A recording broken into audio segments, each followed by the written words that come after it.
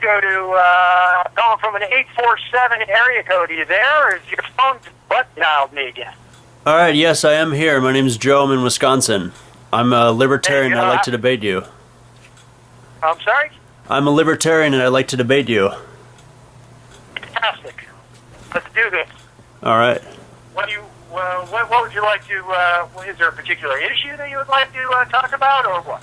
Well, I saw a video of you from last December or November on your show, just inviting libertarians to debate, and you were just talking about the utopianism of it, and talking about Somalia. I'm kind of wondering if you have any questions for me, frankly. Yes. How do you believe in such fantastical notions?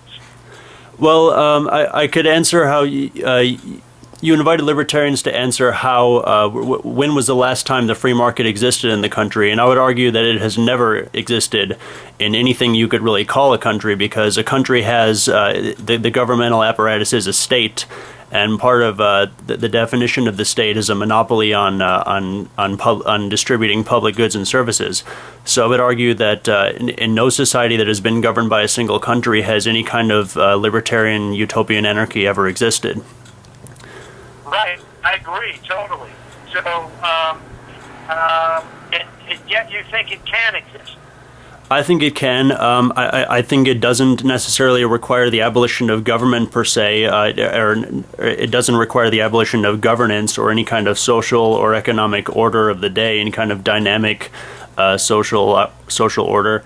But we can still have governance in existence. I just think it has to be acceded to voluntarily, and I would even go a step further than the libertarians who embrace the Constitution by saying that even the Constitution was not put on the American public through consent. It was really drafted by 55 people who had the ability to choose who to really, to foist this government on the whole populace that didn't have the ability to choose whether to be governed by the British, the Americans, the founders, or anybody else, or themselves.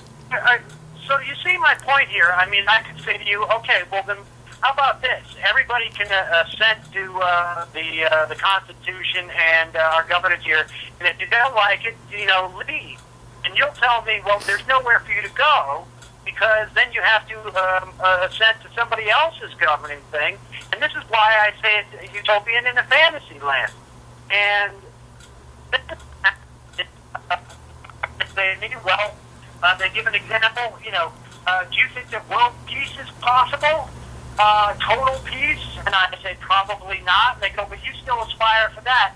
But the problem is that when you aspire for more freedom, as you talk about, or I'm not sure whatever the term that you use, I don't want to put words in your mouth, as you pursue that, what happens is that knowing that you can never get there, the problem is that all you do is unshackle the restraints that are on these corporate bodies that begin to basically enslave us in a more dramatic fashion. And we become enslaved to might makes right, and that's it. Well, first I would say that I think all anarchists, whether they're on the left or the right, they are kind of utopian in that they want their own kind of freedom or liberty or whatever, and they want a world that's peaceful and without any crime. And to the extent that that's something that to aspire to, it's not to say it's particularly possible, but it's a goal that should always be trying to be achieved. So, only to the extent that aspire for more peace or less crime, the journey. If you don't ever get there, the journey there is not as destructive as the journey to this libertarian utopia. Because the journey to this libertarian utopia, unless you get there, it is a completely binary situation. Because this notion where you do not have government constraining any actors in society means that you will necessarily have those who amass power and then amass even more and more power and exploit everyone else.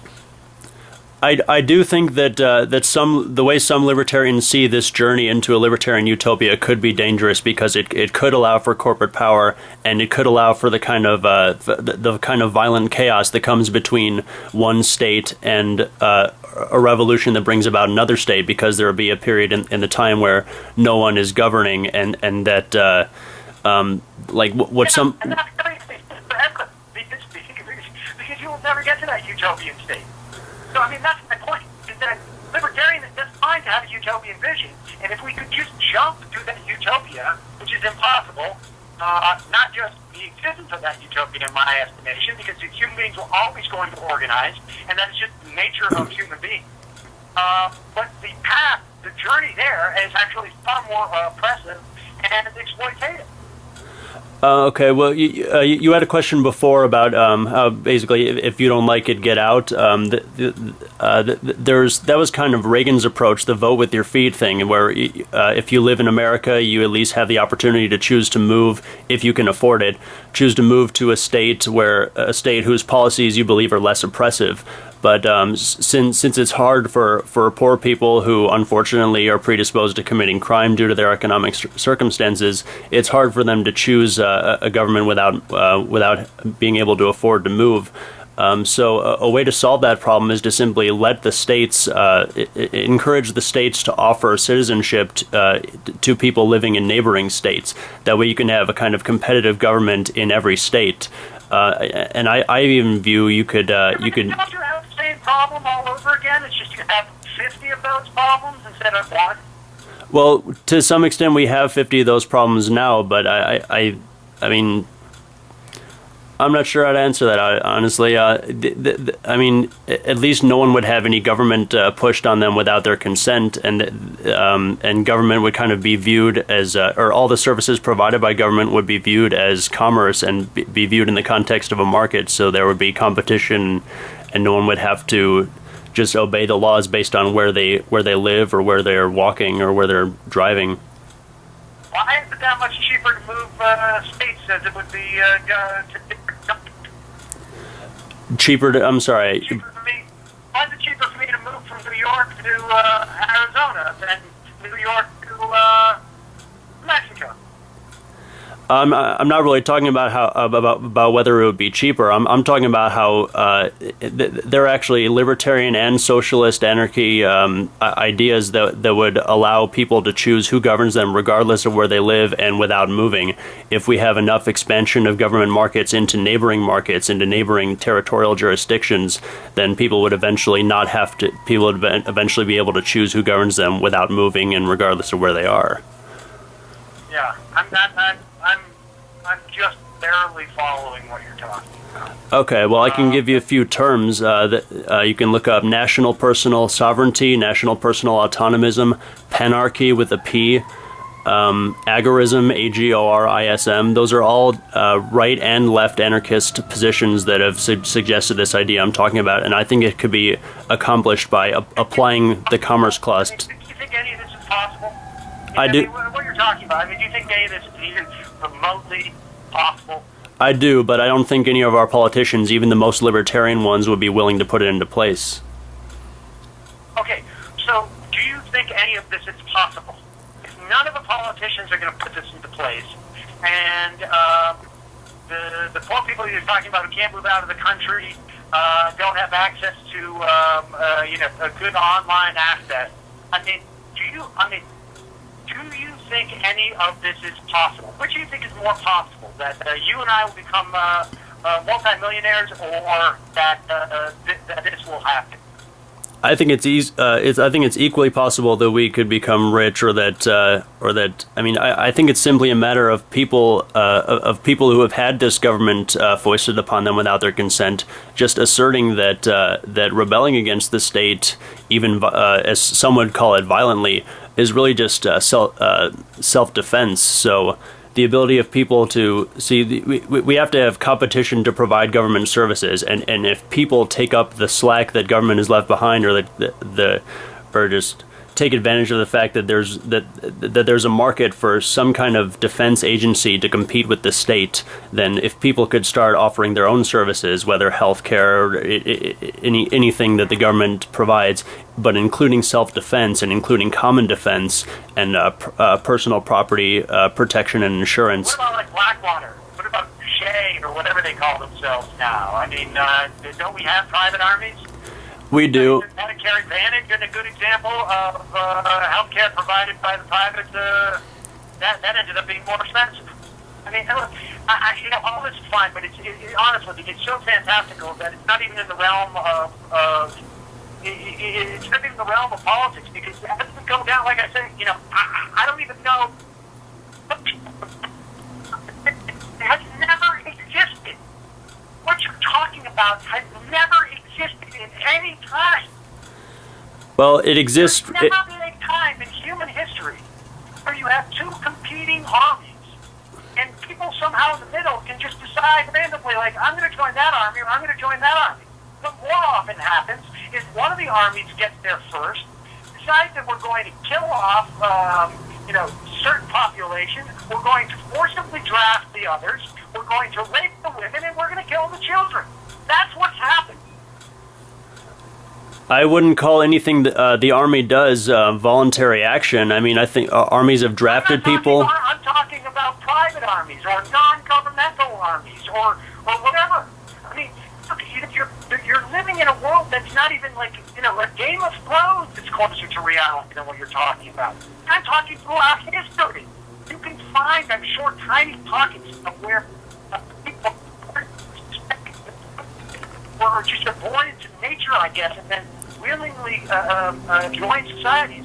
But there's certainly, even then, they're being coerced by the fact that they can't possibly do anything on their own that could sustain them.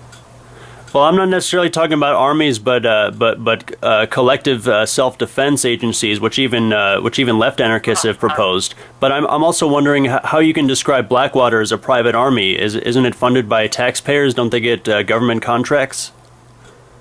Well, they get private contracts too. They work for the government. It's just one of their clients. Mm-hmm. Blackwater gets money from corporations too. From anybody who's got the money, they'll work for. Okay. Well, how much less money do you think they would have if they didn't have the government contracts? If it was just corporations paying them? Okay. Significantly, half. I don't know. They still exist. Okay. Well. Small business. You don't think there are private entities that don't get contracts? I don't know what world you're living in that any of what you're talking about can come about. In this room, for example, there are no taxes being levied. There are no police officers. I'm living in a libertarian anarchist utopia right now. I think everywhere I go where I don't encounter police or tax agents, I'm living in a libertarian utopia of my own creation. Okay, and how did you create that drywall on your walls? That is. You're using to call me on. How did that get developed? Well, I purchased this phone. Where you are? Pardon? Is it running water where you are? Are you saying there would be no water without the government? No, I'm asking if in your utopian room there, in your utopian house, do you have running water? I do. And I have a phone, and I have things that I bought with money, and I have things that were it not for the Federal Reserve dollar, I would have bought it with some other currency or through bartering my labor or goods I already possess. To the show on the internet? Sorry? Are you listening to the show on the internet? I'm not, but I do have internet. Okay. Isn't that tainting your libertarian utopian paradise? No, because I think if... That's the government, dude. The government built that. Well, the government let me survive, so to be consistent, should I kill myself? I mean, there's no cop in the room aiming at me, so do I owe my existence to the police? No. Don't draw a parallel between the fact that the government built the internet and the government lets you live. That is not a parallel. That is not an analogy. I'm saying were it not for the government helping to build the internet, some private actor would have, and I'd be buying their internet. A libertarian utopia in that room. You're deluding yourself. I'm saying that... If you communicate with me in that place, if it existed, you would not know that I was alive. You would not know that I made a challenge on YouTube.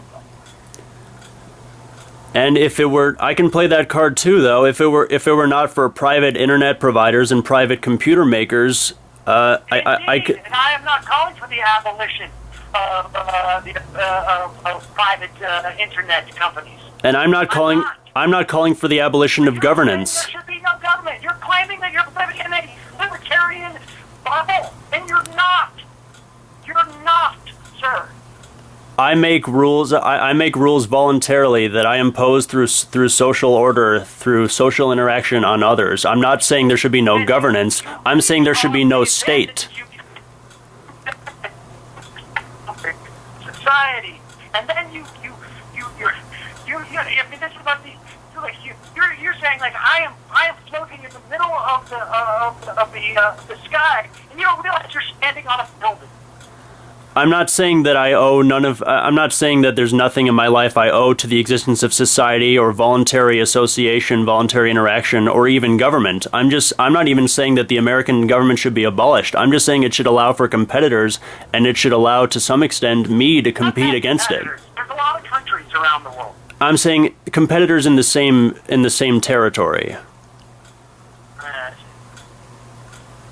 You can look up Otto Bauer, Gustav de Molinari. I don't know. I concede. Okay. Thank you. I appreciate it. Thank you very much.